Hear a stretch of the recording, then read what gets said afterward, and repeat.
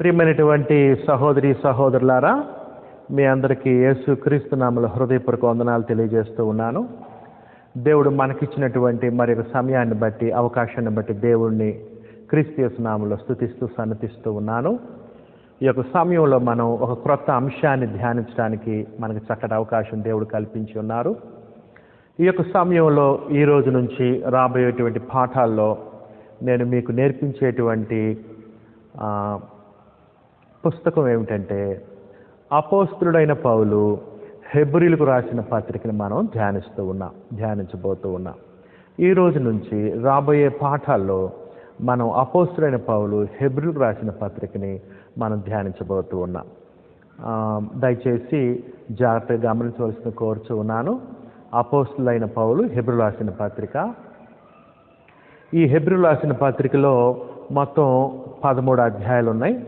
నేను ఒక్కొక్క అధ్యాయాన్ని ఒక్కొక్క పాఠంగా నేను మీకు నేర్పిస్తాను. అంతేకాదు హెబ్రీలకు రాసిన పత్రిక యొక్క పరిచయాన్ని ఒక పాఠంగా మీకు చెప్తాను.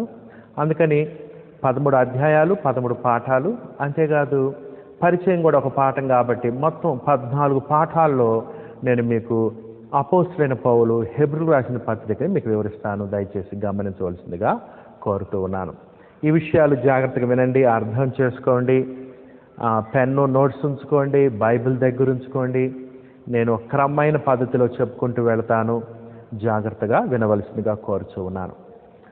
ప్రభు చిత్తమైతే మొత్తం 14 పాఠాల్లో ఈ అంశాన్ని పూర్తిగా మనం నేర్చుకోగలము.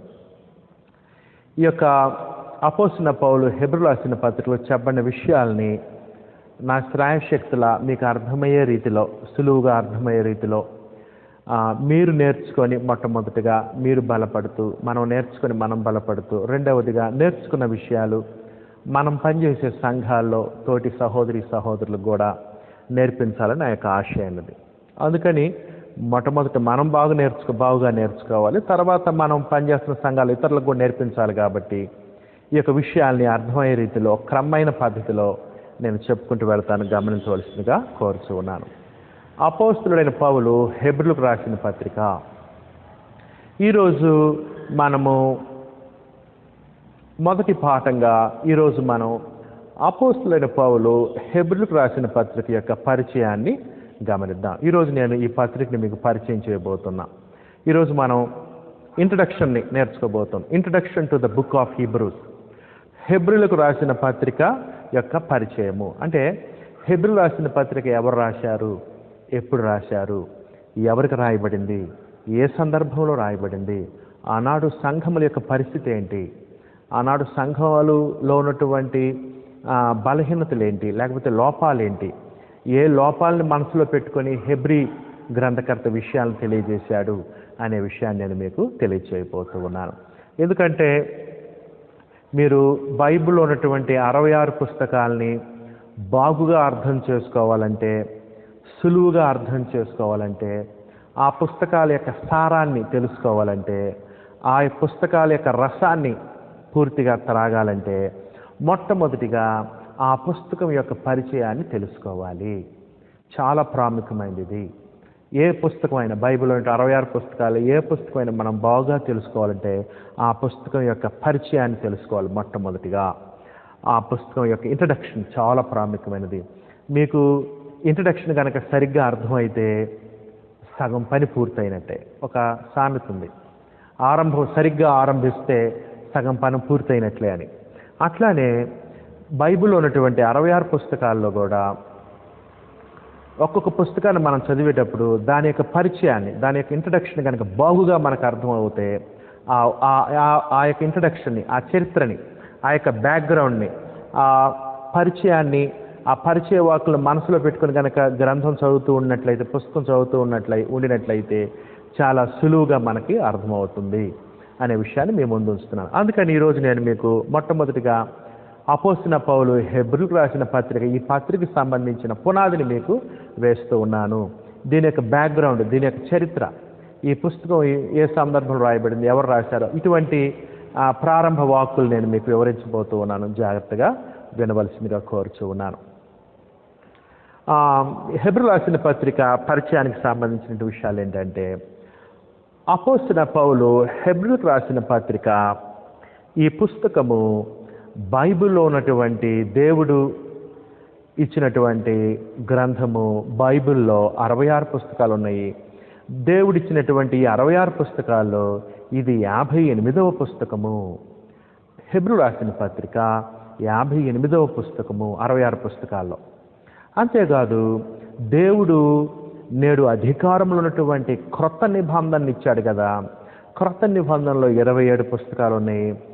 దేవుడు ఇచ్చినటువంటి క్రొత్త నిబంధనలు ఉన్నటువంటి 27 పుస్తకాలకు సంబంధించి ఇది 19వ పుస్తకము. బైబిల్లోనేమో 66 పుస్తకాల్లో ఇది 58వ పుస్తకము. బైబిల్లో ఉన్నటువంటి 27 పుస్తకాలు, క్రొత్త నిబంధనలు 27 పుస్తకాల్లో ఇది 19వ పుస్తకము మనం ధ్యానిస్తూ ఉన్నాం. ఆ తర్వాత అపోస్తలుడైన పౌలు హెబ్రీ రాసిన పత్రికకు సంబంధించిన విషయాలు ఏంటంటే, ఈ పుస్తకంలో అపోస్తలుడైన పౌలు హెబ్రీ రాసిన పత్రికలో మొత్తం 13 అధ్యాయాలు ఉన్నాయి. 303 వచనాలు ఉన్నాయి. దీంట్లో మనం వాటిని చూడబోతూ ఉన్నాం. ఈ యొక్క హెబ్రీ రాసిన పత్రిక రాసిన వారు ఎవరంటే అపోస్తలుడైన పౌలు. మీరు ఆ హెడ్డింగ్ చూస్తారు, అపోస్తలుడైన పౌలు హెబ్రీలకు రాసిన పత్రిక అని. ఆ హెడ్డింగ్స్ పరిశుద్ధాత్మ ప్రేరణ చేత రాయబడలేదు, కానీ చాలా కాలం నుంచి వస్తున్నటువంటి ఆచారంగా ఆ హెడ్డింగ్స్ ఉన్నాయి అని మనం గమనిస్తూ ఉన్నాం. చాలా కాలం నుంచి వస్తున్నటువంటి ఆచార ప్రకారంగా హెబ్రీ రాసిన పత్రిక అపోస్తలుడైన పౌలు రాశాడు అనేటువంటి నమ్మకం ఉన్నది.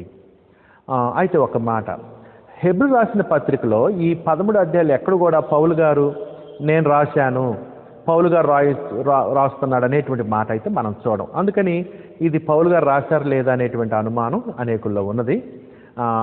కానీ చాలా కాలం నుంచి వస్తున్నటువంటి ఆచార ప్రకారంగా ఇది అపోస్తలుడైన పౌలు అపోస్తలుడైన పౌలు హెబ్రీలకు రాసిన పత్రిక రాశారనేటువంటి విశ్వాసం మనుషుల్లో ఉన్నది. అయితే ప్రాముఖ్యమైన విషయం ఏంటంటే, ఎవరు రాశారు అనేటువంటిది మనకి పెద్ద సమస్య కాదు. ఎందుకంటే దేవుడు 66 పుస్తకాలు ఎవరు రాసినప్పటికీ దేవుడు పరిశుద్ధాత్మ ప్రేరణ చేత వాళ్ళు రాయించాడు. కాబట్టి దేవుని మూలంగా పరిశుద్ధాత్మ ప్రేరణ చేత ఆ యొక్క గ్రంథం అందించబడింది. కాబట్టి ఎవరు రాశారనేది అంత గొప్ప సమస్య కాదు మనకి. ఎందుకంటే దేవుడు అందించాడు, పరిశుద్ధాత్మ ప్రేరణ చేత మరి రాశారు. కాబట్టి మనం ఎవరు రాసినప్పటికీ, అపోస్తలుడైన పౌలు రాసినప్పటికీ, ఇంకొకరు రాసినప్పటికీ పెద్ద సమస్య అయితే ఏమీ లేదు అనే విషయాన్ని గమనించవలసిందిగా కోరుచున్నాను. ఈ యొక్క పత్రిక ఎప్పుడు రాయబడిందంటే 64 ADలో రాయబడింది. క్రీస్తు శకము 64 ADలో రాయబడింది. అంటే క్రీస్తు యొక్క సంఘం స్థాపించబడిన తర్వాత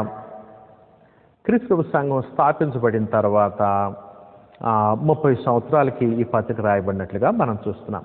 యెరూషలేములో మొట్టమొదటిగా క్రీస్తు యొక్క సంఘం స్థాపించబడిన తర్వాత 30 సంవత్సరాలకి 64 ADలో అంటే 30 సంవత్సరాల తర్వాత సంఘం స్థాపించబడిన 30 సంవత్సరాల తర్వాత ఈ యొక్క పత్రిక రాయబడినట్లుగా మనం గమనిస్తూ ఉన్నాం.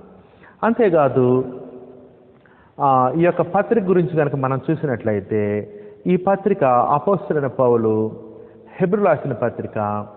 ఇది హెబ్రీలకు రాయబడిన పత్రిక. హెబ్రీలు అంటే యూదులు. ఇశ్రాయేలుకు ఉన్నటువంటి ఒక పేరు ఏమిటంటే హెబ్రీలు. అబ్రహాము సంతానానికి ఉన్నటువంటి పేరు ఏమిటంటే హెబ్రీలు. ఇశ్రాయేల్ హెబ్రీలను కూడా పిలువబడ్డారు, యూదులు హెబ్రీలను కూడా పిలువబడ్డారు. ఎందుకంటే బహుశా వాళ్ళు మాట్లాడేటువంటి భాష హిబ్రూ భాష కాబట్టి హెబ్రీలు అని పిలువబడ్డారు. ఇది హెబ్రీలకు రాసిన పత్రిక. అంటే ఇంకొక విధంగా చెప్పాలంటే అపోస్తలుడైన పౌలు యోధా క్రైస్తవులకు రాసిన పత్రిక. ఇది యూదులకు రాసిన పత్రిక. అయితే ఎవరు యూదులు?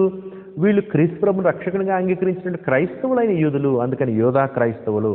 అపోస్తలుడైన పౌలు క్రైస్తవులుగా ఉన్నటువంటి హెబ్రీలకు రాసిన పత్రిక ఇది. అపోస్తలుడైన పౌలు యూదులైన క్రైస్తవులకు రాసినటువంటి యోధా క్రైస్తవులకు రాసిన పత్రికగా దయచేసి దీన్ని గమనించవలసిందిగా కోరుచూ ఉన్నాను. ఆ విషయాన్ని దయచేసి గమనించాలి. అంతేకాదు ఈ యొక్క పత్రిక రాసే సమయానికి ఈ పత్రికలో ఉన్న ఆధారాలను బట్టి ఇంకా యెరూషలేములో పాత నిబంధన ఆచారాలు యెరూషలేము దేవాలయంలో జరుగుతున్నట్లుగా గమనిస్తాం మనం. హెబ్రీ రాసిన పత్రిక 8వ అధ్యాయం 4వ వచనం చూడండి. హెబ్రీ రాసిన పత్రిక 8వ అధ్యాయం 4వ వచనం చూస్తే, ధర్మశాస్త్ర ప్రకారము అర్పణలు అర్పించువారున్నారు గనుక అన్నాడు. చూసారా? అంటే అర్థం ఏంటి? ఈ పత్రిక రాసే సమయానికి పౌలు గారు యెరూషలేములో యోధా మతం కొనసాగుతూ ఉన్నది. అంటే యెరూషలేములో దేవాలయం ఉన్నది, ప్రధాన యాజకులు ఉన్నారు, బలులు అర్పించడం జరుగుతూ ఉన్నది. ఈ యొక్క పత్రిక రాసే సమయానికి పాత నిబంధన ప్రకారంగా ఇశ్రాయేలీలు వాళ్ళు ఆచారాలు భక్తి శ్రద్ధ కనపరుస్తున్నట్లే కనపడుతుంది ఈ యొక్క పత్రిక రాసే సమయానికి. అయితే ఒక మాట,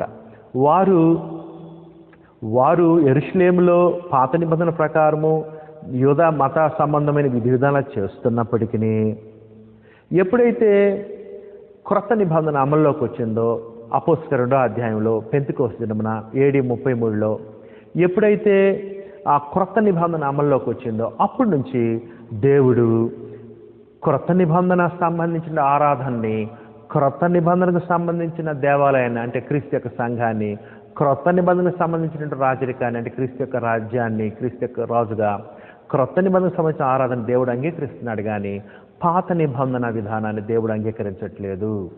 అయినప్పటికీ యూదులు పాత నిబంధన ప్రకారం, క్రైస్తవులు కాని యూదులు పాత నిబంధన ప్రకారము ఆచారాలు చేస్తున్నారు. అయితే దేవుడు దాన్ని అంగీకరించట్లేదు. పాత నిబంధన విధి విధానాలు దేవుడు పెంతెకోస్తు నుంచి అంగీకరించట్లేదు.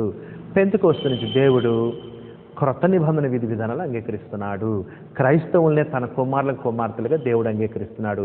క్రైస్తవులుగా ఉన్నటువంటి సంఘాన్ని దేవుడు అంగీకరిస్తున్నాడు. దేవుని ఆలయము యెరూషలేము కట్టబడిన దేవాలయం కాదు, కానీ సొలొమోను ఆ తర్వాత హేరోదు కట్టిన దేవాలయం కాదు, కానీ క్రీస్తు ప్రభు తన స్వరక్తం చేత కట్టిన ఆ దేవాలయాన్ని దేవుడు అంగీకరిస్తున్నాడు, క్రొత్త నిబంధనని అనే విషయం మనకు స్పష్టంగా ఈ పత్రికలో కనపడింది. అయితే ఈ పత్రిక రాసేటప్పుడు 64 ADలో క్రీస్తు శకం 64 ADలో రాయబడింది అన్నాం కదా. ఇంకొక 6 సంవత్సరాల్లో అంటే క్రీస్తు శకం 70లో 64 ADలో పౌలు గారు ఈ పత్రిక రాస్తూ ఉన్నాడు. 64 ADలో ఇంకొక 6 సంవత్సరాల్లో ఆ యెరూషలేము, ఆ యోధా పట్టణము, ఆ మోషే ధర్మశాస్త్రం ఆచారాలు మొత్తం కూడా దేవుడు నాశనం చేసినట్లుగా మనము చరిత్రను బట్టి చూస్తూ ఉన్నాము. అంటే ఈ యెరూషలేము దేవాలయం నాశనం కాకముందు 6 సంవత్సరాలు 70 క్రీస్తు శకం 70లో అది నాశనం చేయబడింది. దానికంటే ముందు 6 సంవత్సరాల ముందు ఈ యొక్క పత్రికని అపోస్తలుడైన పౌలు క్రైస్తవులకి రాస్తూ ఉన్నాడు అనే విషయాన్ని దయచేసి గమనించాలి. ఎందుకు ఈ విషయం ఇంత నొక్కి పలుకుతున్నానంటే ఎందుకంటే పాత నిబంధనలో ఉన్న ఆచారాలు యూదులు చేస్తున్నప్పటికీ దేవుడు దాన్ని అంగీకరించట్లేదు. దేవుడు తన కుమారుని క్రీస్తును స్థాపించిన సంఘాన్ని, ఆరాధనని, విధి విధానాలను అంగీకరిస్తున్నాడు అనే విషయం మీకు రుజువుపరుస్తూ ఉన్నాను. అంటే పెంతెకోస్తు నుంచి క్రీస్తు తన స్వరక్తం చేత స్థాపించిన సంఘాన్ని దేవుడు అంగీకరిస్తున్నాడు, కానీ మోషే ద్వారా స్థాపించబడినటువంటి సంఘాన్ని, లేకపోతే ఆ సమాజాన్ని, ఆ పాత నిబంధన దేవుడు అంగీకరించట్లేదు అని మీకు తెలియజేస్తూ ఉన్నాను. అంటే పాత నిబంధనకు సంబంధించిన ఆచారాలు వాళ్ళు చేస్తున్నప్పటికీ యాజకులున్నా, ప్రధాన యాజకులున్నా, వారి యొక్క ఆచారాలు యెరూషలేము దేవాలయం చేస్తున్నప్పటికీ దేవుడు దాన్ని అంగీకరించట్లేదు, క్రొత్త నిబంధన అంగీకరిస్తున్నాడు అనే విషయాన్ని మీకు తెలియజేస్తున్నాను.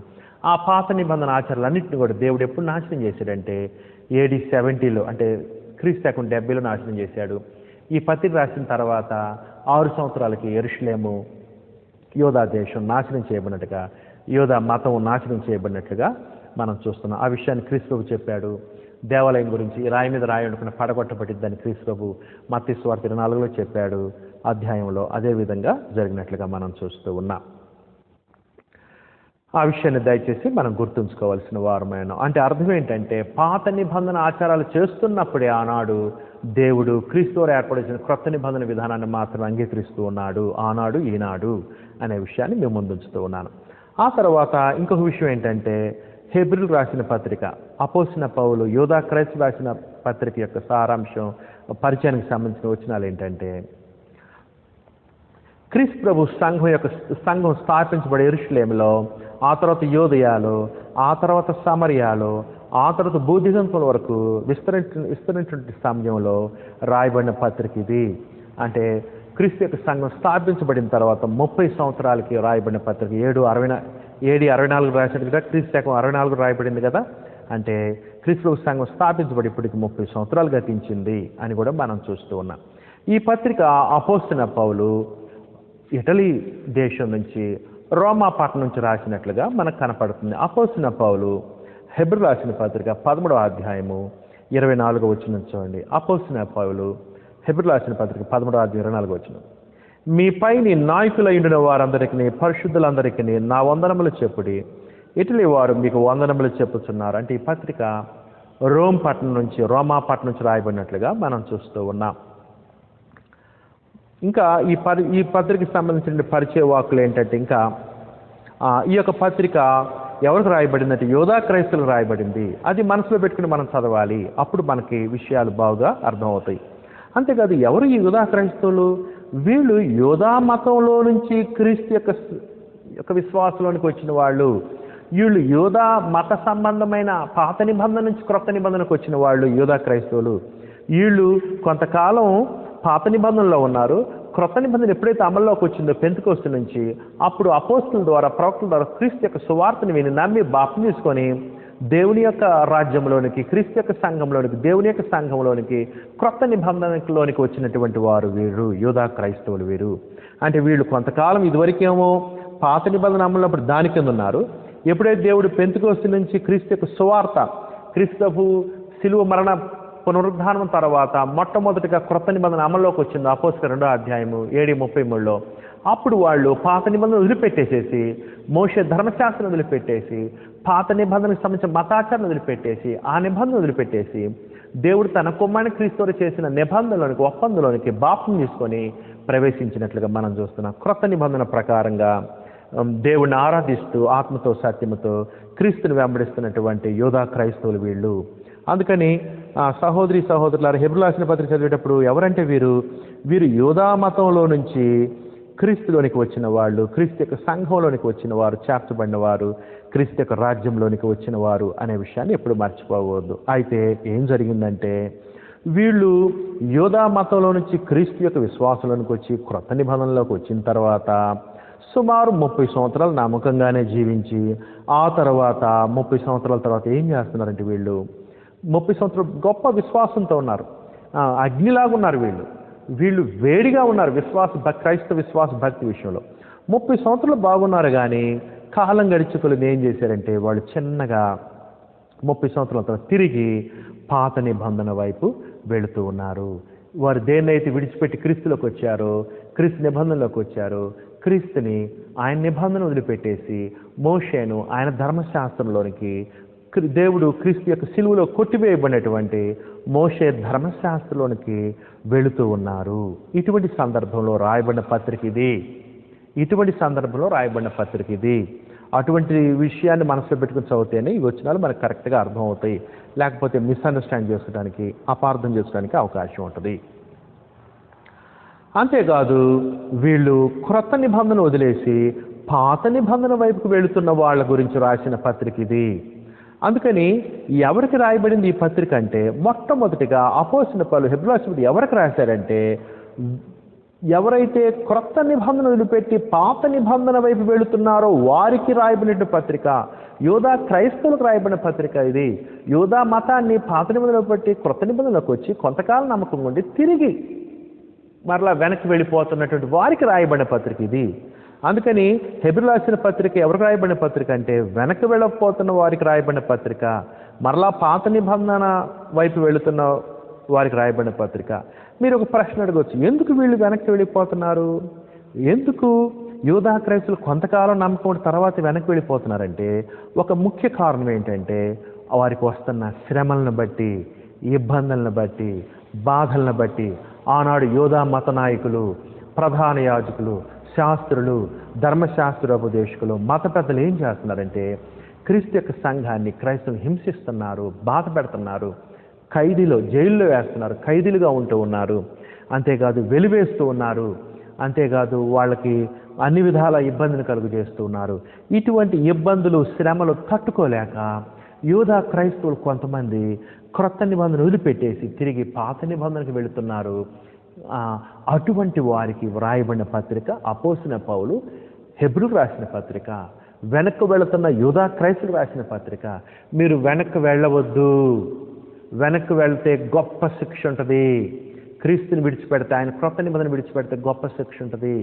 మీరు క్రీస్తులో, ఆయన నిబంధనలో, ఆయన సంఘంలో, ఆయన రాజ్యంలో ఉండాలి, నిలకడగా ఉండాలి, స్థిరంగా ఉండాలి, మరణం వరకు నమ్మకంగా ఉండాలి. అప్పుడు మీకు శ్రేష్టమైన స్వాస్థ్యము, శ్రేష్టమైన శాశ్వతమైన పరలోక సంబంధమైన నిత్యత్వంతో కూడిన దీవెనలు ఉంటాయి. మీరు కనుక వెనక్కి వెళితే మీకు ఏదన్నా భౌతిక సంబంధంగా ఏదో కొద్దిపాటి ప్రయోజనం కలగవచ్చు యోధా మత నాయకుల వలన. అయితే మీరు శాశ్వతమైన శిక్షని, నిత్యాగ్నిదానం చేసుకుంటారు, జాగ్రత్త అని హెచ్చరించినటువంటి పత్రికే అపోస్తలుడైన పౌలు హెబ్రీయులకు రాసిన పత్రిక. ఈ సంగతులను మనసులో పెట్టుకొని చదివితే హెబ్రీయులకు రాసిన పత్రిక సులువుగా అర్థమవుతుంది.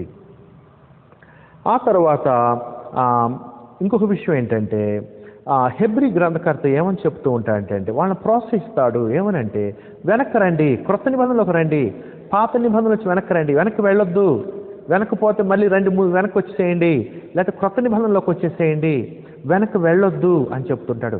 క్రొత్త నిబంధనలో విశ్వాసంతో ఉండండి, గట్టిగా ఉండండి, గట్టిగా చేపట్టండి, గట్టిగా ఉండండి, దృఢమైన విశ్వాసం కలిగి ఉండండి, క్రొత్త నిబంధనలు నిలిచి ఉండండి అని పదే పదే హెచ్చరిస్తూ ఉంటాడు. వెనక్కి వెళ్ళొద్దని హెచ్చరిస్తూ ఉంటాడు, ప్రోత్సహిస్తూ ఉంటాడు. ఆ తర్వాత ఇంకొక విషయం ఏంటంటే, హెబ్రీయులకు రాసిన పత్రికలో ఈ వెనక్కి వెళుతున్నటువంటి యోధా క్రైస్తవుల్ని క్రొత్త నిబంధనలు నిలిచి ఉండండి అని చెప్పటానికి హెబ్రీ గ్రంథకర్త ఏం చేయాల్సి వచ్చిందంటే, క్రొత్త నిబంధన పాత నిబంధన కంటే చాలా శ్రేష్టమైంది, క్రొత్త నిబంధన పాత నిబంధన కంటే చాలా విలువైంది, గొప్పది అని చెప్తూ ఉంటాడు. ఇప్పుడు వెనక్కి వెళుతున్నటువంటి యోధా క్రైస్తవులకి మరి గొప్ప ప్రయోజనాలు ఉన్నాయి క్రొత్త నిబంధన అంటే, అప్పుడు వాళ్ళు క్రొత్త నిబంధన నిలిచుంటానికి అవకాశం ఉంటుంది కదా. అందుకని హెబ్రీ గ్రంథకర్త దేన్ని పోలుస్తూ ఉంటాడంటే, హెబ్రీయులకు రాసిన పత్రికలో పాత నిబంధన క్రొత్త నిబంధన పోలుస్తూ ఎవరో పోల్చిన విధంగా, మిగతా పత్రికల్లో పోల్చిన విధంగా చాలా గొప్పగా ప్రత్యేకంగా హెబ్రీయులకు రాసిన పత్రికలోని ఈ పోలిక మనం ఈ వ్యత్యాసాన్ని చూస్తాం. క్రొత్త నిబంధనని పాత నిబంధన పోలుస్తూ, క్రొత్త నిబంధన పాత నిబంధన కంటే చాలా శ్రేష్టమైంది, అందుకని మీరు క్రొత్త నిబంధన నిలిచి ఉండాలి, దీని యొక్క ఆరాధన శ్రేష్టమైంది, దీని యొక్క వాగ్దానం శ్రేష్టమైంది, దీని యొక్క ప్రధాన యాజకుడు శ్రేష్టమైన వాడు, దీని యొక్క క్రొత్త నిబంధన రక్తం శ్రేష్టమైంది, క్రొత్త నిబంధన యొక్క దీవెనలు శ్రేష్టమైంది, శాశ్వతమైంది, నిత్యత్వంతో కూడిన, నిత్య విమోచనతో కూడినటువంటిది, నిత్య స్వాస్థ్యంతో కూడినటువంటిది, ఇది పరలోక సంబంధమైనటువంటిది అని పదే పదే హెచ్చరిస్తూ క్రొత్త నిబంధనలు నిలిచి ఉండాలని హెచ్చరిస్తూ ఉంటాడు. క్రొత్త నిబంధనలు వాళ్ళు నిలిచి ఉండటానికి పాత నిబంధన కంటే క్రొత్త నిబంధన చాలా శ్రేష్టమైందని అనేక పోలికలు చూపిస్తూ ఉంటాడు. అదే హెబ్రీయులకు రాసిన పత్రిక యొక్క సారాంశము. హెబ్రీయులకు రాసిన పత్రిక యొక్క సారాంశము. ఉదాహరణకి హెబ్రీయులకు రాసిన పత్రికలో పాత నిబంధన కంటే క్రొత్త నిబంధన శ్రేష్టమైంది అని చెబుతూ ఆయన చూపించిన పోలికలో ఏంటంటే, దేవుడు ఎవరి ద్వారా అయితే క్రొత్త నిబంధన ఇచ్చాడు, క్రీస్తు ప్రభు ద్వారా ఇచ్చాడు కదా, దేవుడు తన కుమారుని క్రీస్తు ద్వారా ఇచ్చాడు కదా ఈ క్రొత్త నిబంధన. క్రీస్తు ఎవరంటే దేవత్వం కలిగిన వ్యక్తి, దేవుని స్వభావం కలిగిన వాడు, క్రీస్తు ప్రభు దేవుడు అనేటువంటి విషయాన్ని మొట్టమొదటిగా తెలియజేస్తాడు. అదే పాత నిబంధన ఎవరి ద్వారా ఇచ్చాడు, దేవుడు దేవదూతల ద్వారా ఇచ్చాడు. క్రీస్తు కంటే దేవదూతలు తక్కువ వారు, దేవదూతలు దేవుడు కాదు. అంతేకాదు పాత నిబంధన ఎవరి ద్వారా ఇచ్చాడు, మోషే ద్వారా ఇచ్చాడు. మోషే పరిచారకుడు, క్రీస్తు యేసు కుమారుడు. మోషే మామూలు మనుషుడు, క్రీస్తు ప్రభు దేవత్వం కలిగిన వాడు, దేవుని కుమారుడు, అద్వితీయ కుమారుడు అనేటువంటి పోలికలు చూపిస్తూ క్రీస్తు యొక్క దేవత్వాన్ని చూపిస్తూ, క్రీస్తు యొక్క దేవత్వాన్ని బట్టి క్రీస్తు దేవుడు కాబట్టి, దైవ లక్షణాలు ఉన్నవాడు కాబట్టి, ఆయన ద్వారా ఇవ్వబడింది కాబట్టి క్రొత్త నిబంధన క్రీస్తుని బట్టి చాలా శ్రేష్టమైంది అనేటువంటి విషయాన్ని చూపిస్తూ ఉంటాడు. దేవుడు తన స్వరక్తినిచ్చి సంపాదించిన సంఘము అంత విలువైంది అనేటువంటి విషయాన్ని మనం హెబ్రీయులకు రాసిన పత్రికలో చూస్తాం. క్రీస్తు యొక్క దేవత్వం గురించి చెప్పటంలో ప్రాముఖ్యం ఏంటంటే, ఆనాడు చాలామంది యూదులు, మెజారిటీ యూదులు క్రీస్తు యొక్క దేవత్వాన్ని ఒప్పుకోలేదు. క్రీస్తు దేవుడు కాదు, ఆయన దైవ స్వరూపి కాదు, ఆయన దేవుని స్వభావం కలిగిన వాడు కాదు, క్రీస్తు దేవత్వం కలిగిన వాడు కాదు అని వాళ్ళు ఒప్పుకోలేదు. అయితే యూదా క్రైస్తవులకి ఏమని చెప్తున్నాడంటే అపోస్తలుడైన పౌలు, క్రొత్త నిబంధన ఎందుకు శ్రేష్టమైందంటే దీని మధ్యవర్తి యేసుక్రీస్తు, ఈయన దేవత్వం కలిగిన వాడు, దైవ లక్షణాలు కలిగిన వాడు, దేవుడు అని పిలువబడటానికి అర్హుడు, అటువంటి ఆయన ద్వారా స్థాపించబడింది కాబట్టి క్రొత్త నిబంధన చాలా శ్రేష్టమైంది అని చెబుతాడు హెబ్రీ రాసిన పత్రికలో. అందుకనే హెబ్రీ రాసిన పత్రికలో క్రీస్తు యొక్క దేవత్వం గురించి మనం పదే పదే చూస్తాం. నేను మీకు ఆ వచనాలు నేను చదువుకుంటూ వెళ్ళేటప్పుడు మీకు జ్ఞాపకం చేస్తాను. ఆ తర్వాత ఎందుకు క్రొత్త నిబంధన పాత నిబంధన కంటే శ్రేష్టమైందంటే క్రీస్తు యొక్క కుమారత్వాన్ని బట్టి క్రొత్త నిబంధన శ్రేష్టమైంది. క్రీస్తు దేవుని కుమారుడు ఒక ప్రత్యేకమైన రీతిలో. మోషే పరిచారకుడు, క్రీస్తు అయితే దేవుని కుమారుడు, దేవుని ఏకైక కుమారుడు, దేవుని అద్వితీయ కుమారుడు, దేవుని సొంత కుమారుడు అనేటువంటి ఒక విషయాన్ని చూపిస్తూ క్రీస్తు ప్రభు దేవుని కుమారుడు కాబట్టి, దేవుని కుమారుని ద్వారా ఇది ఇవ్వబడింది కాబట్టి ఇది శ్రేష్టమైంది అని క్రీస్తు యొక్క కుమారత్వం గురించి నొక్కి పలుకుతాడు హెబ్రీ గ్రంథకర్త. మెజారిటీ యూదులు ఆనాడు క్రీస్తు యొక్క దేవత్వాన్ని ఒప్పుకోలేదు. క్రీస్తు దేవుని కుమారుడు, దేవుడు ఏర్పాటు చేసినటువంటి ప్రభువు, దేవుడు ఏర్పాటు చేసిన క్రీస్తు మెస్సియా అని కూడా వాళ్ళు అంగీకరించలేదు. కాబట్టి ఈ విషయాన్ని పదే పదే తెలియజేస్తూ ఉంటాడు హెబ్రీ గ్రంథకర్త.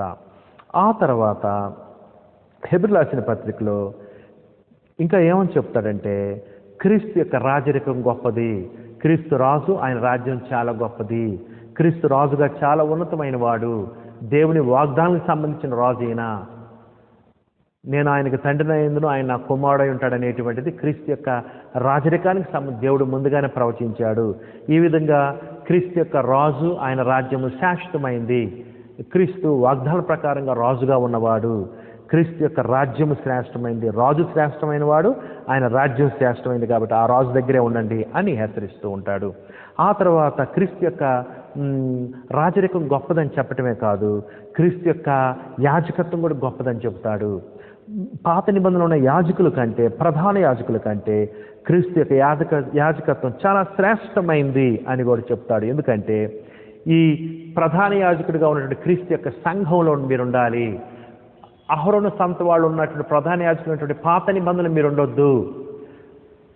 ప్రధాన యాజకుడు ఉన్నటువంటి క్రీస్తు యొక్క ప్రధాన యాజకత్వంలో ఉండండి. ఎందుకంటే ఈ ప్రధాన యాజకుడు చాలా శ్రేష్టమైన వాడు. ఆ పాత నిబంధనలు ఉన్నటువంటి ప్రధాన యాజకుల కంటే యాజకత్వం ఈయన యాజకత్వం చాలా శ్రేష్టమైంది అని చూపిస్తాడు హెబ్రీ గ్రంథకర్త. ఈ విధంగా పాత నిబంధన కంటే క్రొత్త నిబంధన చాలా శ్రేష్టమైందని రుజువుపరుస్తూ ఉంటాడు పాత నిబంధనలో ఉన్న లేఖనాలను ఆధారం చేసుకొని. ఆ తర్వాత హెబ్రీ గ్రంథకర్త ఇంకా ఏమని తెలియజేస్తూ ఉంటాడంటే క్రీస్తు ప్రభువు దేవదూతల కంటే గొప్పవాడు, క్రీస్తు ప్రభు మోషే కంటే గొప్పవాడు, క్రీస్తు ప్రభు అహరోను కంటే గొప్పవాడు, క్రీస్తు ప్రభు ప్రధాన యాజకుల కంటే కూడా పాత నిబంధనలో సుమారుగా 80 మంది ప్రధాన యాజకులు ఉన్నారు అహరోను దగ్గర నుంచి లెక్క పెడితే. ఆ 80 మంది ప్రధాన యాజకుల కంటే కూడా గొప్పవాడు క్రీస్తు అని చూపిస్తూ ఉంటాడు. అంతేకాదు క్రీస్తు ప్రభు అబ్రహాము కంటే గొప్పవాడు, అబ్రహాము సంతానం నుంచి వచ్చినటువంటి యాజకత్వం కంటే కూడా క్రీస్తు యొక్క యాజకత్వము చాలా కూడా. అబ్రహామే మెల్కీసెదెకు దశంభాగాలు ఇచ్చాడు, మెల్కీసెదెకే అబ్రహామును దీవించాడు, ఆ మెల్కీసెదెకు క్రీస్తు ప్రభువు పోలినవాడు అని కూడా చెప్తూ ఉంటాడు. ఈ విధంగా ఆనాడు యూదులు క్రొత్త నిబంధన బోధన ఏమైతే తృణీకరించారో, తిరస్కరించారో, వ్యతిరేకించారో వాటన్నిటిని కూడా మరలా ఒకసారి జ్ఞాపకం తెస్తూ ఉన్నాడు హెబ్రీ గ్రంథకర్త అపోస్తలుడైన పౌలు హెబ్రీ రాసిన పత్రిక. ఈ విధంగా అపోస్తలుడైన పౌలు హెబ్రీ రాసిన పత్రికలో ఏం చేస్తూ ఉంటాడంటే వీటన్నిటిని తీసుకొని పాత నిబంధన కంటే ఏ కోణంలో చూసినా, ఏ విధానంలో చూసినా పాత నిబంధన కంటే క్రొత్త నిబంధన శ్రేష్టమైనది. అందుకని ఈ శ్రేష్టమైనది దాని దగ్గర నిలిచుండండి, దీంట్లో శ్రేష్టమైన దేవుని గొప్ప బహుమానం ఉంది, నిలిచుండండి, పోగొట్టుకోవద్దు. క్రొత్త నిబంధన కనుక వదిలిపెడితే మీకుండేది నిత్య శిక్ష, భయంకరమైన శిక్ష ఉంటుంది అని కూడా చెప్తూ ఉంటాడు అపోస్తలుడైన పౌలు. ఈ ఉద్దేశాలతో మనం చదివితే హెబ్రీ రాసిన పత్రిక మనకు సులువుగా అర్థమవుతుంది. ఆ తర్వాత సహోదరులు ఇంకా హెబ్రీ రాసిన పత్రిక యొక్క సారాంశం ఏంటంటే పాత నిబంధన క్రొత్త నిబంధన యొక్క ఛాయ అని చెప్తాడు. పాత నిబంధన ఛాయ, క్రొత్త నిబంధన నిజ స్వరూపము అని చెప్తాడు. అంతేకాదు క్రొత్త నిబంధన ఏంటంటే పాత నిబంధన యొక్క నెరవేర్పే క్రొత్త నిబంధన అనే విషయాన్ని కూడా రుజువుపరుస్తారు. ఎందుకంటే వీళ్ళు పాత నిబంధన వైపు వెళ్తున్నారు కదా, వీళ్ళు పాత నిబంధన వైపు వెళ్తుంటే ఏమంటారంటే ఆ పాత నిబంధన క్రొత్త నిబంధన గురించి ప్రవచించింది అని చెప్తూ ఉంటాడు హెబ్రీ గ్రంథకర్త. పౌలు గారు ఏమని చెప్పాడు గలతీయులకు రాసిన పత్రిక 3వ అధ్యాయంలో, క్రీస్తు నొద్దకు నడిపించుటకు ధర్మశాస్త్రం బాలశిక్షకుడు ఆయను అని అన్నాడు కదా. ఆ విధంగా ధర్మశాస్త్రంలో ప్రవచనాలు క్రొత్త నిబంధనకు ఉన్నాయి, పాత నిబంధనలో ప్రవచించిన ప్రవచనాల యొక్క నెరవేర్పే క్రొత్త నిబంధన. ఇది నిజస్వరూపము కాబట్టి దీంట్లోకి రావాలి, దీని నిమిత్తమే ఆ ప్రవచనాలు ఉన్నాయని కూడా చెప్తూ ఉంటాడు. అంతేకాదు హెబ్రీ గ్రంథకర్త ఇంకా ఏమైనా ప్రయత్నించాడంటే, పాత నిబంధన శరీర సంబంధమైనది, ఇహలోక సంబంధమైనది అని చెప్పాడు. లోక సంబంధమైంది, శరీర సంబంధమైంది చెప్పాడు. క్రొత్త నిబంధన ఆత్మ సంబంధమైంది, పరలోక సంబంధమైంది అని చెప్తూ ఉంటాడు. చూసారా? ఈ విధంగా పోలుస్తూ ఉంటే ఇప్పుడు మనిషికి ఒక ఆలోచన ఉంటుంది. మనిషికి ఏంటంటే, మనిషికి నువ్వు ఫలాంది విలువైంది, గొప్పది, ఘనమైనది నువ్వు గనక నిరూపిస్తే మనిషి ఏం చేస్తాయి? ఎంత డబ్బైనా ఇచ్చి కొంటాడు దాన్ని. ఒక వస్తువు చూపించి, ఇదిగో ఈ వస్తువులో ఈ గుణగణాలు ఉన్నాయండి, లేటెస్ట్ అండి, ఖరీదైందండి, చాలా కాలం ఉంటుందండి, ఇట్లాంటి ఏది లేదని కనుక నువ్వు ఒప్పిస్తే మనిషిని, అప్పుడు మనిషి ఆ వస్తువు కొనటానికి, ఆ వస్తువు తీసుకోవడానికి ఇష్టపడతాడు. అట్లానే పాత నిబంధన క్రొత్త నిబంధన చాలా శ్రేష్టమైందని చాలా విషయాలు చూపిస్తూ ఉంటాడు. తద్వారా యోధా క్రైస్తవులు పాత నిబంధన కింద వెళ్లకుండా క్రొత్త నిబంధనలకి అంటుకట్టుబడి ఉండాలని, అక్కడే నిలిచి ఉండాలని, మరణ వరకు క్రొత్త నిబంధనలో క్రీస్తుకి నమ్మకంగా ఉండాలని ప్రోత్సహిస్తూ ఉంటాడు హెబ్రీ గ్రంథకర్త. ఆ తర్వాత ఇంకా ఏమని చెప్తాడంటే హెబ్రీ గ్రంథకర్త, పాత నిబంధన అశాశ్వతమైంది, క్రొత్త నిబంధన శాశ్వతమైంది. అందుకనే క్రొత్త నిబంధన గురించి పదే పదే పదాలు ఏం వాడుతుంటాడంటే, నిత్యమైన విమోచన, నిత్యమైన నిబంధన, నిత్య రక్షణ, ఇట్లాంటివి వాడుతూ ఉంటాడు. అంటే ఇది శాశ్వతమైంది అని చెప్తుంటాడు. పాత నిబంధన శాశ్వతమైంది, 1500 సంవత్సరాలు అది ఉంది, కానీ ఇదైతే శాశ్వతమైంది, ఇది నిత్యత్వంతో కూడినది, నిత్య స్వాస్థ్యంతో సంబంధించిందని చెప్తూ ఉంటాడు. ఆ తర్వాత ఇంకా ఏమని చెప్తాడంటే హెబ్రీ గ్రంథకర్త ఏమని చెప్తూ ఉంటాడంటే, పాత నిబంధన కంటే క్రొత్త నిబంధన ఇచ్చేటువంటి దీవెనలు చాలా గొప్పవి అని చెప్తూ ఉంటాడు. పాత నిబంధన ఇచ్చేటువంటి బహుమానం కంటే క్రొత్త నిబంధన ఇచ్చే బహుమానము చాలా ఉన్నతమైనది, శ్రేష్టమైనది అని చెప్తూ ఉంటాడు. ఆ తర్వాత హెబ్రీయులకు రాసిన పత్రిక ఇంకా ఏమని చెప్తున్నాడంటే, పాత నిబంధన ఛాయ, మాదిరి, పోలిక అని చూపిస్తాడు. క్రొత్త నిబంధన నిజస్వరూపము, నిజమైంది అని చెప్తూ ఉంటాడు. దాన్ని బట్టి కూడా క్రొత్త నిబంధన శ్రేష్టమైంది అని చెప్తుంటాడు. అందుకనే హెబ్రీయులకు రాసిన పత్రికలో మీరు ఈ మాట పదే పదే వింటుంటారు. మరి శ్రేష్టమైన అనే పదం హెబ్రీయులకు రాసిన పత్రికలో చాలా చోట్ల కనపడింది. సుమారుగా 12 ప్లేసుల్లో కనపడుతుంటుంది మరి శ్రేష్టమైన. అంటే ఆ మరి శ్రేష్టమైన పదం మీరు చూసినప్పుడల్లా పాత నిబంధన కంటే క్రొత్త నిబంధన మరి శ్రేష్టమైందని హెబ్రీ గ్రంథకర్త చెప్పడానికి ప్రయత్నిస్తూ ఉంటాడు. అంతేకాదు మరి ఎక్కువగా అనే పదం కూడా ఒకటి పదే పదే ఉపయోగిస్తుంటాడు. మరి ఎక్కువగా అంటే అర్థం ఏంటంటే, పాత నిబంధన కంటే క్రొత్త నిబంధన మరి ఎక్కువైనది అని ఉద్దేశం, గొప్పది అని ఉద్దేశం. ఆ తర్వాత హెబ్రీ గ్రంథకర్త ఇంకా ఏమంటుంటాడంటే పాత నిబంధన బలహీనమైనది, నిష్ప్రయోజనమైనది అంటాడు. క్రొత్త నిబంధన శ్రేష్టమైనది, విలువైనది, ఘనమైనది, సంపూర్ణ సిద్ధి కలుగు చేసేది అని అంటాడనమాట. దాన్ని బట్టి క్రొత్త నిబంధన శ్రేష్టమైనది అని చెప్తుంటాడు. చూడండి హెబ్రీయులకు రాసిన పత్రిక 7వ అధ్యాయం 18-19 వచనాలు. ఆ ధర్మశాస్త్రము దేనికిని సంపూర్ణ సిద్ధి కలుగు చేయలేదు గనుక ముందు ఇవ్వబడిన ఆజ్ఞ బలహీనమైనందునను, అదిగో పాత నిబంధన బలహీనమైనది, నిష్ప్రయోజనమైనది, పాత నిబంధన పని చేయనటువంటిది, బలహీనమైనటువంటిది. ఇంగ్లీష్లో ఏమన్నాడంటే యూజ్లెస్ అన్నాడు, వీక్ అండ్ యూజ్లెస్ అన్నాడు. చూసారా? బలహీనమైంది, నిష్ప్రయోజనమైనను, అది నివారణ చేయబడినది, తీసివేయబడింది. అంతకంటే శ్రేష్టమైన నిరీక్షణ క్రొత్త నిబంధన దాని వెంట ప్రవేశపెట్టబడిను. అదండి సారాంశము. క్రొత్త నిబంధన శ్రేష్టమైన నిరీక్షణ, పాత నిబంధన కంటే దీంట్లో శ్రేష్టమైన నిరీక్షణది. పాత నిబంధన బలహీనమైనది, నిష్ప్రయోజనమైనది, ఇది శ్రేష్టమైనది, ఘనమైనది, విలువైనది అని కూడా చెప్తూ ఉంటాడు హెబ్రీ గ్రంథకర్త. ఆ తర్వాత ఇంకా ఏమని చెప్తూ ఉంటాడంటే హెబ్రీ గ్రంథకర్త, పాత నిబంధనకు బదులుగా ఇవ్వబడింది క్రొత్త నిబంధన అని చెప్తూ ఉంటాడు. పాత నిబంధనకి బదులుగా ఇవ్వబడింది క్రొత్త నిబంధన, పాత నిబంధన స్థానంలో వచ్చింది క్రొత్త నిబంధన. అంతేగాని 2 నిబంధనలు ఒకేసారి అమల్లో ఉండవు. దేవుడు పాత తీసేసి క్రొత్తది ఇచ్చాడు అని చెప్తున్నాడు. ఈ పాయింట్ చాలా ఇంపార్టెంట్. ఎందుకంటే ఈనాడు మత శాఖల్లో చాలామంది పాత నిబంధన ఆచరించాలి, మనం క్రొత్త నిబంధన ఆచరించాలి అనే వాళ్ళు చాలామంది ఉన్నారు లోకంలో.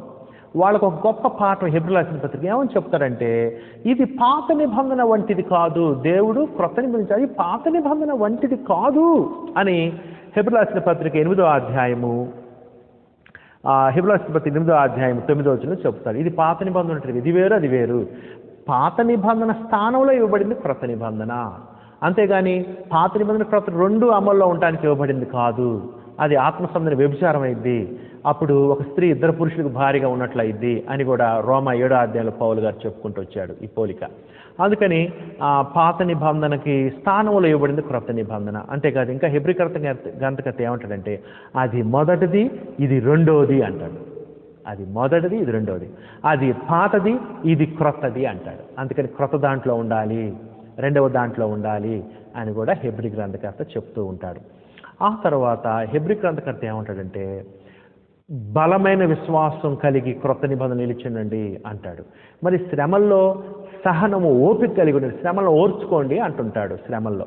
అంతేకాదు ఈ పత్రిక రాసే సమయానికి అపోసిన పౌలు 64 క్రీస్తు 64లో ఈ పత్రిక రాసే సమయానికి హెబ్రీలని క్రైస్తవులకు లేదా క్రైస్తవులని హెబ్రీలకి ఈ పత్రిక రాసే సమయానికి యూదా క్రైస్తవులకి పౌలు గారు ఈ పత్రిక రాసే సమయానికి ఆ యూదా క్రైస్తవులు శ్రమల్లో ఉన్నట్టుగా కూడా మనం చూస్తూ ఉంటాం. పత్రిక నుంచి శ్రమల్లో ఉన్నారు వాళ్ళు, అందుకనే తెలిగిపోతున్నారు. కానీ శ్రమలు సహించండి అని చెప్తాడు. శ్రమల్లో గట్టి విశ్వాసం, శ్రమల్లో ఓపికతో సహించండి. అంతేకాదు ఆ శ్రమలో నిలిచిన మీకు గొప్ప బహుమానం ఉంది. ఆ బహుమానం మీరు పొందేటప్పుడు ఈ శ్రమలు ఎనదగినవి కావు అనేటువంటి ఉద్దేశంతో ఇక్కడ హెబ్రీ గ్రంథకర్త విషయాలు చెప్తూ ఉంటాడు. అంతేకాదు హెబ్రీ రాసిన పత్రికలు ఇంకా ఏమని చెప్తుంటాడు హెబ్రీ గ్రంథకర్త, మరణం వరకు నమ్మకముగా ఉండండి అని చెప్తాడు. పదే పదే ఆ పదాలు చూస్తాం. మరణం వరకు, అంతం వరకు, తుదమట్టుకు, అంతం వరకు నమ్మకంగా ఉండండి, మరణం వచ్చిన నమ్మకంగా ఉండండి అని హెచ్చరికలు జారీ చేస్తూ ఉంటాడు హెబ్రీ గ్రంథకర్త. అంతేకాదు హెబ్రీ గ్రంథకర్త ఏమంటాడంటే క్రీస్తుకు శ్రమ పడ్డాడు, మహిమలో ప్రవేశించాడు, మీరు కూడా శ్రమ పడితే నిత్య మహిమలో పరలోకంలో ప్రవేశిస్తాడు అనే భావాన్ని మనం పదే పదే హెబ్రీ రాసిన పత్రికలో చూస్తాం. ఆ తర్వాత సహోదరి సహోదరులారా, అపోస్తలుడైన పౌలు హెబ్రీ రాసిన పత్రికలో 5 ప్రాముఖ్యమైన హెచ్చరికలు చేస్తూ ఉంటాడు. 5 హెచ్చరికలు. నేను మీకు హెబ్రీ రాసిన పత్రిక ఒక్కొక్క అధ్యాయాన్ని ధ్యానించుకుంటూ వెళ్ళేటప్పుడు ఈ 5 హెచ్చరికలు నేను మీకు చెప్తాను. మొదటి హెచ్చరిక ఎక్కడుంది, రెండవ హెచ్చరిక ఎక్కడుంది, మూడవ హెచ్చరిక, 4, 5 హెచ్చరికలు నేను చెప్తాను. అవి మీరు అండర్లైన్ చేసుకోండి. హెబ్రీ రాసిన పత్రిక ఈ 5 హెచ్చరికలు ప్రాముఖ్యమైన హెచ్చరికలు ఇస్తూ ఉంటాడు.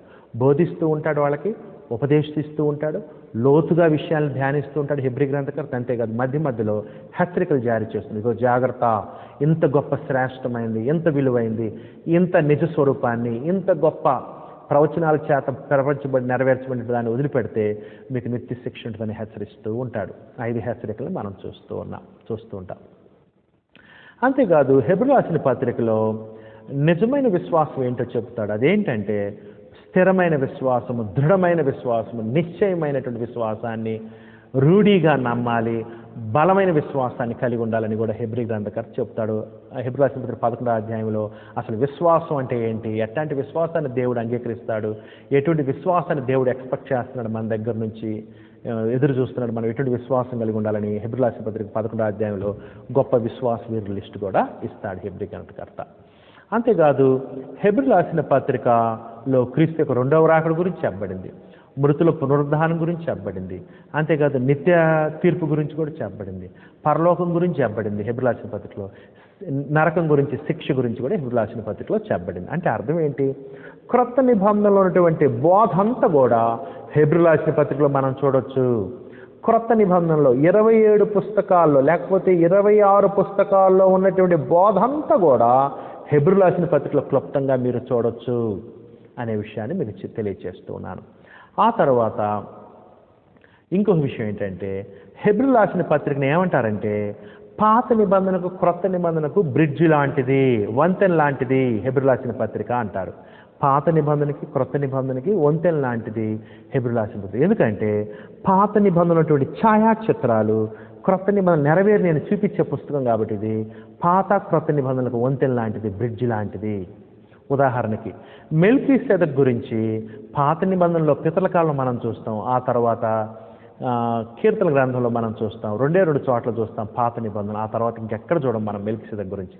కానీ క్రొత్త నిబంధనలో హెబ్రీ గ్రంథకర్త పాత నిబంధన క్రొత్త నిబంధనకు వంతెనగా ఉంటూ ఆ మెల్కీసెదెకు క్రీస్తును పోలినవాడు అని ఆ యొక్క వంతెనగా పాత నిబంధన క్రొత్త నిబంధన, పాత నిబంధనలో చెప్పబడిన వాటికి నెరవేర్పే క్రొత్త నిబంధన అని వంతెనగా హెబ్రీయులకు రాసిన పత్రిక ఇటువంటి సంఘటనలు మనం చూస్తాము. క్రొత్త నిబంధన ఏదో కాదు, పాత నిబంధనకు నెరవేర్పు. అంటే క్రొత్త నిబంధన యొక్క చిత్రాలు, క్రొత్త నిబంధన యొక్క నిజ స్వరూపం పాత నిబంధనలో ఛాయగా, చిత్రాలుగా, వస్తువుల రూపంలో, గుర్తుల రూపంలో, సంకేతాల రూపంలో ముందుగానే చెప్పబడింది. దాని యొక్క నెరవేర్పు అని మనం హెబ్రీయులకు రాసిన పత్రిక మనం చూస్తాం. మెల్కీసెదెకు దానికి ఒక చక్కటి ఉదాహరణ. ఆ మెల్కీసెదెకు క్రీస్తును పోలిన వాడని ఆ నిజ స్వరూపాన్ని మనం క్రొత్త నిబంధనలో చూస్తాం. ఆ తర్వాత సహోదరులారా, అపోస్తలుడైన పౌలు హెబ్రీయులకు రాసిన పత్రికలో పరిచయం, మనం ఇంట్రడక్షన్ చదువుతున్నాం. రాబోయే రోజుల్లో ఒక్కొక్క అధ్యాయంగా వచనం వెంబడి వచనాన్ని చదువుకుంటూ వెళుతూ నేను మీకు వివరిస్తాను. అయితే ఈరోజు మనము హెబ్రీయులకు రాసిన పత్రిక పరిచయాన్ని మనం చూస్తున్నాం. హెబ్రీయులకు రాసిన పత్రిక చదివేటప్పుడు 3 రకాలైన యోధా క్రైస్తవులను మనం చూస్తాం. దీంట్లో 3 రకాలైన యోధా క్రైస్తవులు. ఒకళ్ళు ఎవరంటే నమ్మకంగా ఉన్న యోధా క్రైస్తవులు. కొంతమంది నమ్మకంగానే ఉన్నారు. హెబ్రీయులకు రాసిన పత్రిక 6వ అధ్యాయం 9వ వచనంలో ఆ గుంపు గురించి చెప్తాడు. హెబ్రీ 6:9. అయితే ప్రియులారా, మేము ఇలాగూ చెప్పుచున్నాను, మీరు ఇంతకంటే మంచిదియు రక్షణకరమైనదియునైనా స్థితిలోనే ఉన్నారు, రూఢిగా నమ్ముతున్నాం. అది చూసారా, కొంతమంది యోధా క్రైస్తవులు మంచి స్థితిలో ఉన్నారు. అది ఒక గ్రూపు, అంటే విశ్వాసంతో ఉన్నారు.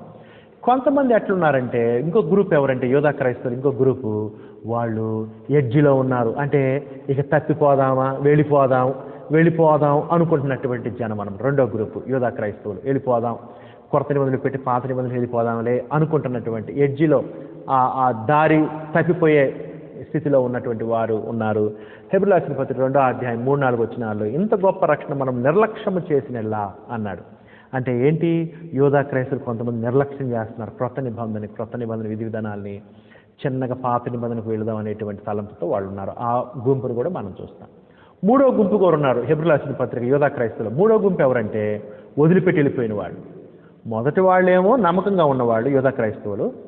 రెండో గుంపేమో యోధా క్రైస్తవులకు వెళ్ళిపోదామా అని సందిగ్ధంలో ఉన్నవాళ్ళు, వెళ్ళిపోదాం అనుకుంటున్న వాళ్ళు. 3వ గుంపు ఎవరంటే వెళ్ళిపోయినవాడు. చాలామంది వెళ్ళిపోయారు. కొంతమంది యోధా క్రైస్తవులు వెళ్ళిపోయారు, విడిచిపెట్టి వెళ్ళిపోయారు. హెబ్రీయులకు రాసిన పత్రిక 10వ అధ్యాయము 24-25 వచనాలు ఏమన్నారు, కొందరు మానుకొనుచున్నట్టుగా అన్నాడు. కొందరు మానేశారు. క్రీస్తు యొక్క సంఘ కూడికలు రావట్లేదు, దేవుని యొక్క సమాజ కూడికలు రావట్లేదు, క్రొత్త నిబంధన ఆరాధన ప్రకారం క్రొత్త నిబంధన సంఘ కూడికలు రావట్లేదు. కొంతమంది మానేశారు సమాజ కూడికలకి. మోషే సమాజ కూడికలకి వెళ్ళారు, మోషే సమాజం దగ్గరికి వెళ్ళిపోతున్నారు. క్రీస్తు యొక్క సమాజాన్ని వదిలిపెట్టేసి, క్రీస్తు యొక్క సంఘాన్ని వదిలిపెట్టి మోషే సంఘం దగ్గరికి వెళ్ళిపోతున్నారు. అందుకని ఇక్కడ ఏమంటున్నాడంటే 3 రకమైన జనులు. హెబ్రీ 10:24-25లో కొందరు మానుకొనుచున్నట్లుగా సమాజము కూట మానక అన్నాడు. చూసారు, అంటే కొంతమంది మానేశారు. ఈ ముగ్గురిని మనసులో పెట్టుకొని నమ్మకంగా ఉన్నవాళ్ళు ఉన్నారు, తొలగిపోదాం అనుకుంటున్న వాళ్ళు ఉన్నారు, తొలగిపోయిన వాళ్ళు ఉన్నారు, కొంతకాలం ఉండి పక్క వెళ్ళిపోయిన వాళ్ళు యోధా మతంలోనికి, పాత నిబంధనలోనికి. ఈ ముగ్గురిని మనసులో పెట్టుకొని హెబ్రీయులకు రాసిన పత్రిక రాయబడింది. అప్పుడు మనకి ఆయా వచనాలు స్పష్టంగా అర్థమవుతాయి.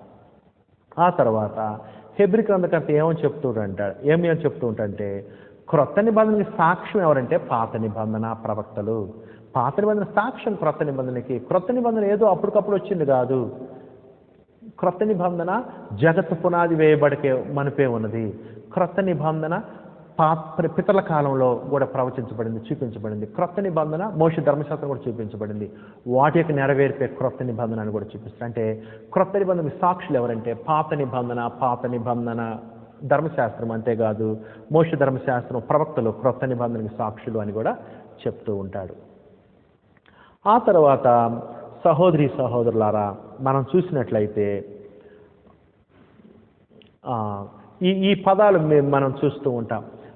క్రొత్త నిబంధన చాలా శ్రేష్టమైందని ఏమని చెప్తూ ఉంటాడంటే హెబ్రీ గ్రంథకర్త మరి శ్రేష్టమైన అనేటువంటి పదం ఉపయోగిస్తూ ఉంటాడు. ఉపయోగిస్తే ఏమంటాడంటే ఎంత శ్రేష్టమైన నామము, క్రీస్తు నామం ఎంతో శ్రేష్టమైన నామము అన్నాడు. హెబ్రీయులకు రాసిన పత్రిక 1వ అధ్యాయం 3-4 వచనాలు. ఎంతో శ్రేష్టమైన నామం అన్నాడు. ఆ తర్వాత క్రీస్తు శ్రేష్ఠుడు అన్నాడు. హెబ్రీయులకు రాసిన పత్రిక 1:3-4 వచనాలు. శ్రేష్ఠుడు అన్నాడు. అంతేకాదు క్రొత్త నిబంధన ఏమనంటే శ్రేష్టమైన నిరీక్షణ అన్నాడు. హెబ్రీయులకు రాసిన పత్రిక 7వ అధ్యాయము 18-19 వచనాలు. హెబ్రీ 7వ అధ్యాయం 18-19 వచనాలు శ్రేష్టమైన నిరీక్షణ అన్నాడు.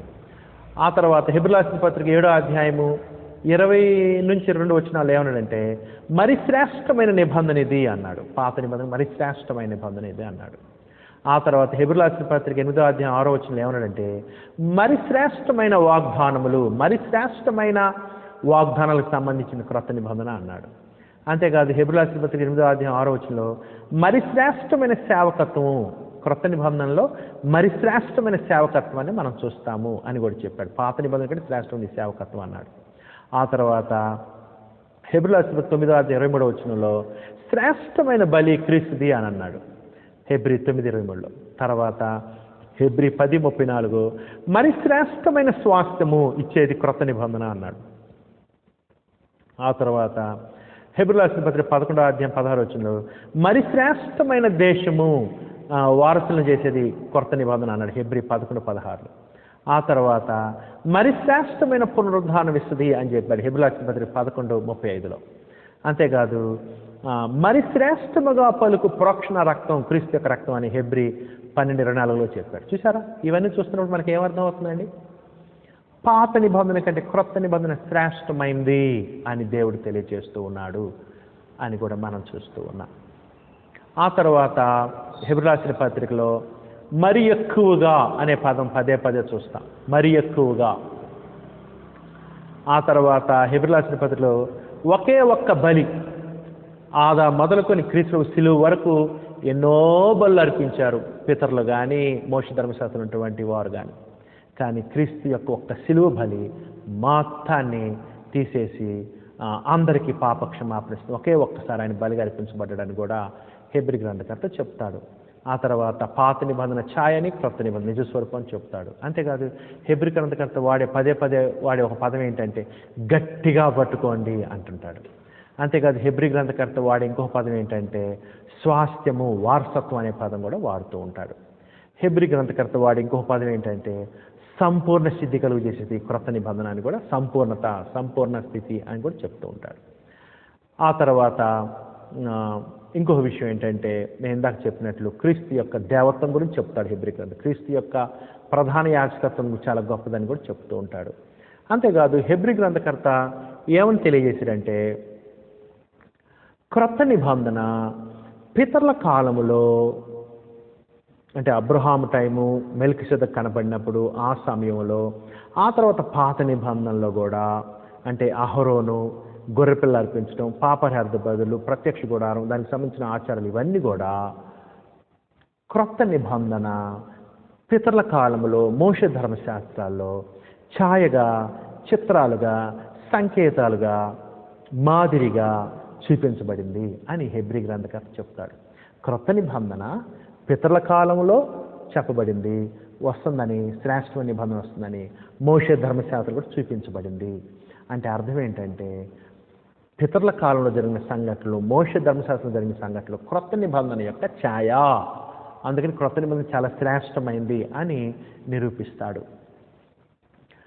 అంతేకాదు హెబ్రీయులకు రాసిన పత్రికలో మనం ఏం చూస్తామంటే హెచ్చరికలు చూస్తాం, ప్రోత్సాహాన్ని కూడా చూస్తాం హెబ్రీయులకు రాసిన పత్రికలో.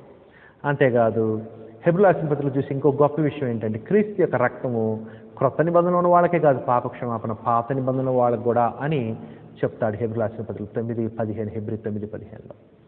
ఆ తర్వాత హెబ్రీయులకు రాసిన పత్రికలో ఇంకా ఏమని చెప్తాడంటే హెబ్రీ గ్రంథకర్త క్రొత్త నిబంధన దేవుని శ్రేష్టమైనది, క్రొత్త నిబంధన కనుక విడిచిపెడితే శిక్ష కూడా చాలా ఎక్కువైంది, పాత నిబంధన కంటే గొప్ప శిక్ష క్రొత్త నిబంధన తెచ్చిపెట్టేది అనే విషయాన్ని కూడా చెప్తూ ఉంటాడు. క్రొత్త నిబంధన శ్రేష్టమైన దేవుని ఇస్తుంది, దానికి లోబడకపోతే శ్రేష్టమైన శిక్ష కూడా, ఎక్కువైన శిక్ష కూడా తెస్తుంది అని చెప్తాడు. చూడండి హెబ్రీయులకు రాసిన పత్రిక 10వ అధ్యాయము 29వ వచనం చూడండి. హెబ్రీ 10:29. ఇట్లుండగా దేవుని కుమారుని పాదములతో త్రొక్కి తాను పరిశుద్ధపరచబడుటకు సాధ్యమైన నిబంధన రక్తమును, అదిగో క్రొత్త నిబంధన, అపవిత్రమైనదిగా ఎంచి కృపకు మూలముగు ఆత్మను తిరస్కరించిన వాడు, క్రొత్త నిబంధన తిరస్కరించిన వాడు ఎంత ఎక్కువైన దండనకు పాత్రుడుగా ఎంచబడిన మీకు చూసారు. ఎక్కువైన దండన ఉంది క్రొత్త నిబంధన కనుక వదిలిపెడితే, ఎక్కువైన దండన ఉంది, దండన ఎక్కువ, శిక్ష కూడా ఎక్కువ పాత నిబంధన కంటే అన్నాడు. ఆ తర్వాత అక్కడే హెబ్రీ 10:34 ఏమన్నాడంటే ఏలయనగా మీరు ఖైదులో ఉన్న వారిని కరించి మీకు మరి శ్రేష్టమైనది స్థిరమైనదినైన స్వాస్థ్యం ఉన్నది నెరిగి. అది చూసారా సహోదరి సహోదరులారా? అంటే అర్థం ఏంటంటే పాత నిబంధన కంటే క్రొత్త నిబంధన శ్రేష్టమైనటువంటి స్వాస్థ్యాన్ని ఇస్తుంది అని చెప్పాడనమాట. అది అంటే శ్రేష్టమైన దీవెన లోబడకపోవడం తిరిగి వెళ్ళిపోతే గొప్ప శిక్ష కూడా ఉందని చెప్తాడనమాట హెబ్రీ రాసిన పత్రికలో. ఈ విధంగా హెబ్రీ రాసిన పత్రిక బ్యాక్గ్రౌండ్ అనేది ఈ మాటల్ని, ఈ యొక్క హెచ్చరికల్ని, ఈ యొక్క ఉద్దేశాల్ని మీరు కనుక మనసులో పెట్టుకొని హెబ్రీ రాసిన పత్రిక చదివినట్లయితే సులువుగా అర్థమవుతుంది. మీరు సులువుగా అర్థం చేసుకోవచ్చు, ఇతరులకు కూడా సులువుగా వివరించవచ్చు, మనం బలపడగలము అనే విషయాన్ని మీకు తెలియజేస్తూ ఉన్నాను. అదేవిధంగా నేనేం చేస్తూ ఉంటానంటే రాబోయే పాఠాల్లో ఒక్కొక్క అధ్యాయాన్ని ఒక్కొక్క పాఠంగా మీకు చెప్పుకుంటూ వెళ్తాను. 13 అధ్యాయాలు ఉన్నాయి కాబట్టి 13 పాఠాలు వస్తాయి, దయచేసి గమనించండి. ఇదేమో పరిచయానికి సంబంధించిన పాఠం ఇది. ఆ తర్వాత ఒక్కొక్క అధ్యాయాన్ని మనం నేర్చుకుంటూ వెళ్తాం. అంతేకాదు సహోదరి సహోదరులారా, నేను మీకు హెబ్రీ రాసిన పత్రిక వివరిస్తూ కంఠస్థ వచనాలు కూడా చెప్తూ ఉంటాను. మీరు రెడ్ పెన్ తోటో లేకపోతే హైలైటర్తోనో మీరు ఆ వచనాలు మార్క్ చేసుకొని ఖాళీగా ఉన్నప్పుడు మీరు ఆ వచనాలు కంఠస్థం చేస్తే హెబ్రీ రాసిన పత్రిక ఉన్నటువంటి సారాన్ని చెప్పే వచనాలు కాబట్టి అవి ఆ వచనాలు కంఠస్థం చేస్తే మన యొక్క పరిచర్యకు, మన యొక్క ఆత్మీయ జీవితానికి ఎంతో దీవెనకరంగా ఉంటాయని నేను విశ్వసిస్తున్నాను. అందుకని కంఠస్థ వచనాలు కూడా చెప్తాను. ఇంకొక విషయం ఏంటంటే నేను మీకు ఒక్కొక్క అధ్యాయం చెప్పుకుంటూ వెళ్తాను. ఒక్కొక్క అధ్యాయంలో ఒక్కొక్క వచనాన్ని వివరించుకుంటూ వెళుతూ ఉంటాను. అంతేకాదు ఇంకొకటి ఏం చేస్తానంటే ఒక అధ్యాయాన్ని మీకు వివరించే ముందు ఆ అధ్యాయాన్ని నేనేం చేస్తానంటే విభాగిస్తాను. ఆ అధ్యాయాన్ని డివైడ్ చేస్తాను. ఆ అధ్యాయాన్ని చిన్న చిన్న ప్యాసేజెస్గా డివైడ్ చేస్తాను. ఒక్కొక్క ప్యాసేజ్కి హెడ్డింగ్ కూడా ఇస్తాను. దానికి హెడ్డింగ్ కూడా ఇస్తాను. ఆ పాఠం యొక్క అంటే ఉదాహరణకి మొదటి అధ్యాయం ఉందనుకోండి, దాన్ని 2 భాగాలు చేస్తాను. మొదటి భాగానికి ఒక హెడ్డింగ్ ఇస్తాను, రెండవ భాగానికి ఒక హెడ్డింగ్ ఇస్తాను. అప్పుడు మీరు ఆ అధ్యాయాన్ని సరైన రీతిలో డివైడ్ చేసి కనుక చదివితే మనకు విషయాలు సులువుగా అర్థమవుతాయి. బైబిల్ని సరిగా విభజించాలి. బైబిల్లో వచ్చిన సరిగ్గా విభజించినట్లయితే మనం విషయాలను చక్కగా అర్థం చేసుకోవచ్చు, ఇతరులకు కూడా నేర్పించవచ్చు. ఆ విధంగా ఒక అధ్యాయం నేను చెప్పేటప్పుడు మొట్టమొదటి ఏం చేస్తాను, ఆ అధ్యాయం డివైడ్ చేసేసి చిన్న చిన్న ప్యాసేజీలుగా చేసి ఒక్కొక్క ప్యాసేజ్కి హెడ్డింగ్ ఇస్తాను. ఆ హెడ్డింగ్ మీరు కాళ్ళు రాసుకోవచ్చు. ఆ హెడ్డింగ్తో కనుక మీరు ఆ ప్యాసేజ్ చదివితే ఆ ప్యాసేజ్ ఆ వచనాలు మీరు చదివితే ఆ భాగం మీరు చదివితే భాగాలు చేస్తాను, అధ్యాయాన్ని భాగాలు చేస్తాను. ఆ భాగాలకి పేర్లు ఇస్తాను. ఇక ఈ భాగము దీనికి సంబంధించింది, ఈ భాగం దీనికి సంబంధించింది. ఆ హెడ్డింగ్స్ ఆ పైన చెప్పబడినటువంటి ఆ యొక్క ఆ హెడ్డింగు ఆ భాగం మీరు చదివితే మీకు సులువుగా అర్థమవుద్ది, ఇతరులకు కూడా నేర్పించవచ్చు. ఆ విషయాలు జ్ఞాపకం ఉంచడానికి కూడా ఈజీగా ఉంటుంది. ఆ విధంగా మనం ఈ యొక్క పుస్తకాన్ని మనం చదువుతాం. దయచేసి సిద్ధపడండి. హెబ్రీ రాసిన పత్రికలో ఉన్నటువంటి 13 అధ్యాయాలు మనం చదవబోతున్నాం. ఒక్కొక్క అధ్యాయాన్ని ఒక్కొక్క పాఠంగా చదవబోతూ ఉన్నాము. ఆ యొక్క పాఠంలో ఉన్నటువంటి ప్రతి అధ్యాయాన్ని, ప్రతి వచనాన్ని, ప్రతి పదాన్ని కూడా మీకు చెప్పడానికి నేను ప్రయత్నిస్తాను. మీకేమైనా డౌట్స్ ఉంటే మీరు ఫోన్ చేసి అడగవచ్చు. చెప్పే విషయాలు రాసుకోండి, జ్ఞాపకం ఉంచుకోండి. మొట్టమొదటిగా మనం నేర్చుకుందాం, మనం బలపడదాం, ఆ తర్వాత ఇతరులకు కూడా నేర్పిద్దాము. ఇంతవరకు ఎంతో శ్రద్ధగా విన్నందుకు మీ అందరికీ కూడా క్రీస్తు యేసునామములో హృదయపూర్వక వందనాలు తెలియజేస్తూ ఉన్నాను. తర్వాత మనం 2వ పాఠంలో కలుద్దాం. మీ అందరికీ హృదయపూర్వక వందనాలు.